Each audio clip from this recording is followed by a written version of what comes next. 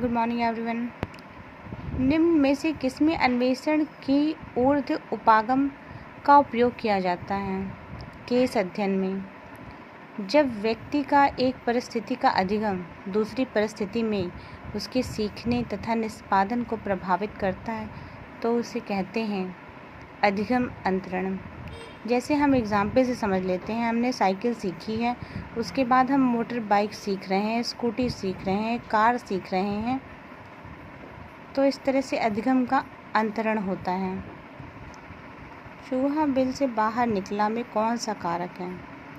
जब किसी भी समास में हम देखते हैं कि जब वहाँ पर अपादान कारक आखिर होता कब है? जब कोई भी चीज़ किसी से अलग हो रही हो तो वहाँ पर अपादान कारक होता है।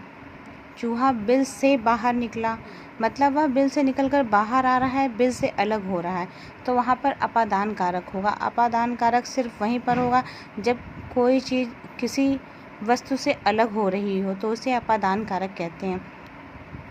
अत्याचार में कौन सा उपसर्ग है? तो उपसर्ग आगे आता है उसे उपसर्ग कहते हैं, प्रत्यय पीछे होता है। अत्याचार तो अति प्लस चार इक्वल टू अत्याचार। निम्नलिखित में से कौन सा अलंकार है? बालिधि विशाल विकराल ज्वाल जाल मानव। तो जहाँ पर जन जानो मन मानो आता है वहाँ पर उत्प्रेक्षा अलंकार होता है। अब क्योंकि आंसर में ऐसा दिया हुआ है कि यहाँ पर अनुप्रास अलंकार भी है तो देख लेते हैं कैसे। देखिए, बा की आवृत्ति बार बार हुई है, बालिधि विशाल विकराल, तो 3 बार यहाँ पर बा आया है, इसका मतलब कि अनुप्रास अलंकार है। और जहाँ पर जन जानो मन मानो आए वहाँ पर उत्प्रेक्षा अलंकार होता है। मतलब किसी चीज़ को जहाँ पर बहुत बढ़ा चढ़ा कर जिसका वर्णन होता है उसे भी कहते हैं उत्प्रेक्षा अलंकार। लेकिन बेसिकली हम फाइंड आउट ऐसे करेंगे कि जहाँ पर जन जानो मन मानो ये शब्द आए वहाँ पर आप डिफ़ाइन कर सकते हैं कि यहाँ पर उत्प्रेक्षा अलंकार ही है, अन्य कोई अलंकार नहीं है। रसों को उदित एवं उद्दीप्त करने वाली सामग्री क्या कहलाती है? विभाव।